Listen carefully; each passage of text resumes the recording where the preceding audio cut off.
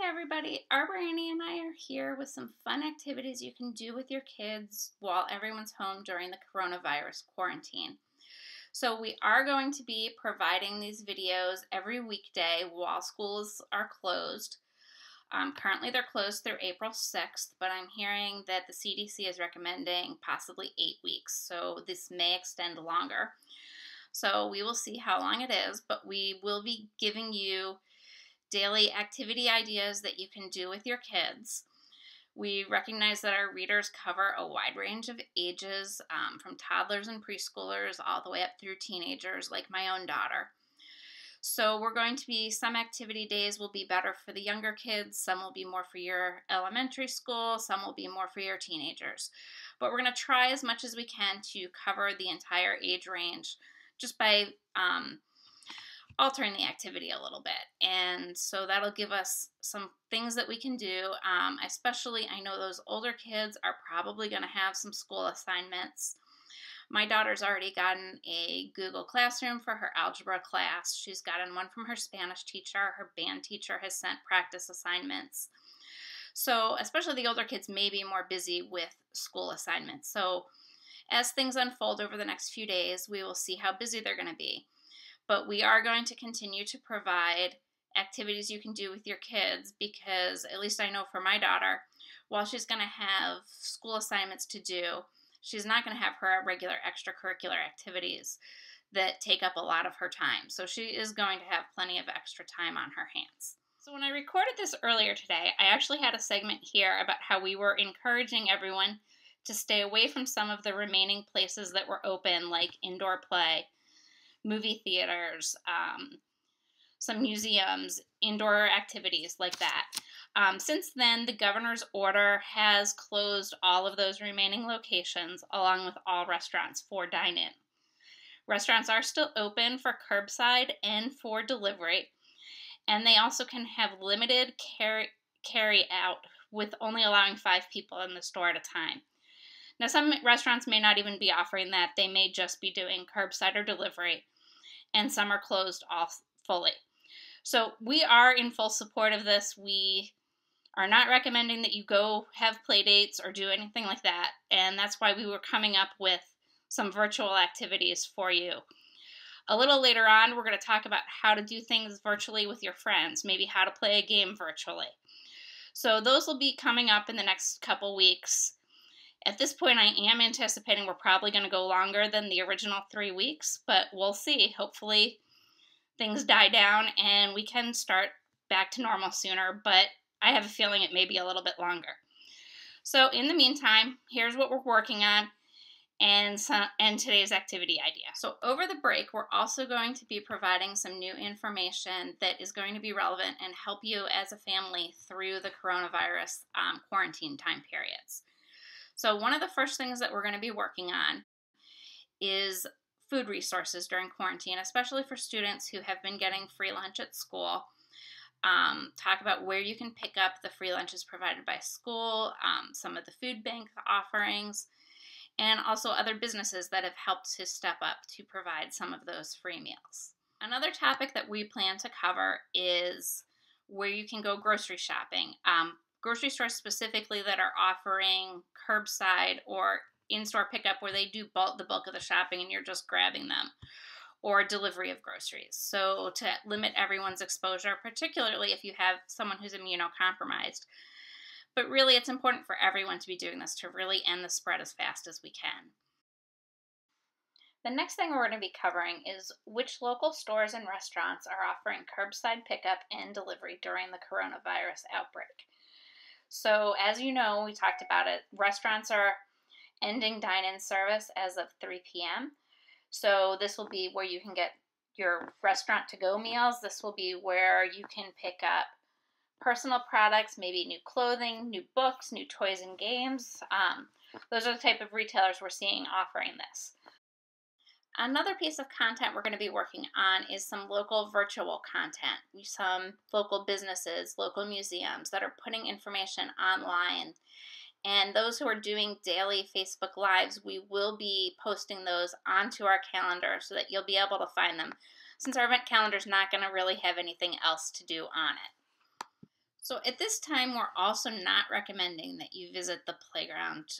Surfaces can hold the virus for 12 to 72 hours. I've seen various reports. So playgrounds are very tactile. We don't want your kids getting sick there. So we're not recommending playgrounds. So we're going to focus on some content of how you can still take them to the park without the draw of a playground. So we're going to add these are some walks that you can take in a park that doesn't have a playground. It won't take you by a playground. Some examples of that might be, instead of walking at Gallup Park, just go up the block to Parker Mill and you can walk there and there's not a playground that you're going to walk by. Or go walk along the Argo Cascades. Those are a couple ideas. So we're going to have a whole series of walks you can take that don't go near a playground. We will also be talking about how to have a picnic just the same way without the draw of a playground. So what we would recommend there is bringing a tablecloth to a park that does not have a playground. So you can still eat at the picnic table. That you might want to wait for it's a few degrees warmer.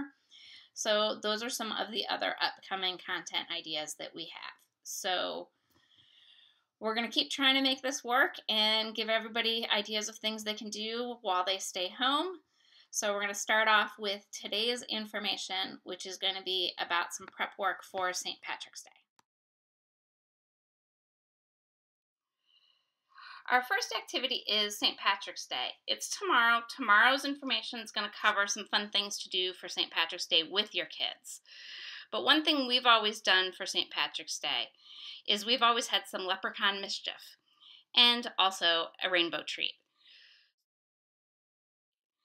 So the first thing our leprechaun always does is he always turns our milk green. So you can see it's just a simple glass of milk. I added a drop or two of food coloring and it turns it green. Sometimes I'll turn our whole gallon green. Other times I'll just do a glass for my daughter. It really depends on how much milk is left in the gallon. If I just have a little bit, the whole thing will go green. But if it's a full gallon, I don't want it all turned green. My husband won't eat it, and we use it in cooking, and that'll make some interesting colors. So we'll just do a glass in that case. So then our leprechauns always do some mischief. They like to flip our ottoman upside down. They swap pillows between our living room and our dining room sofas, or our living room and our family room sofas. They like to swap the chairs between the kitchen and the dining room. But my daughter's chair is never the dining room chair that has the white cushion. Even though she's 14, still don't trust her with that.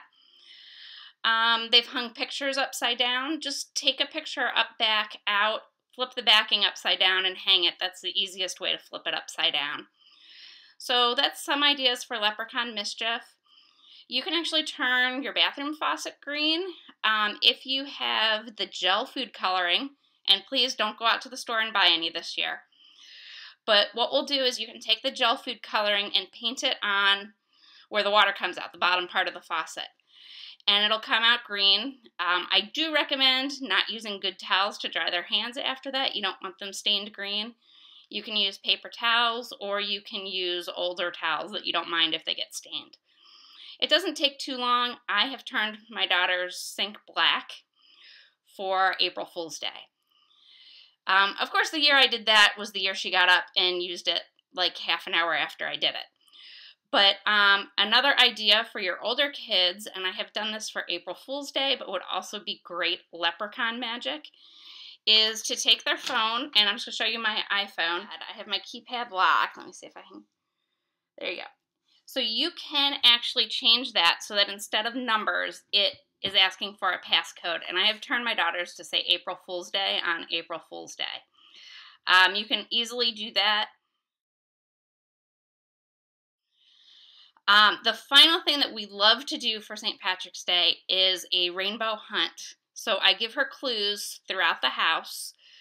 So usually I'll leave the first clue on her place at the kitchen table so she sees it in the morning. And it will take her to something red, which will have a clue to something orange, which has a clue to something yellow, to something green, to something blue, to something purple.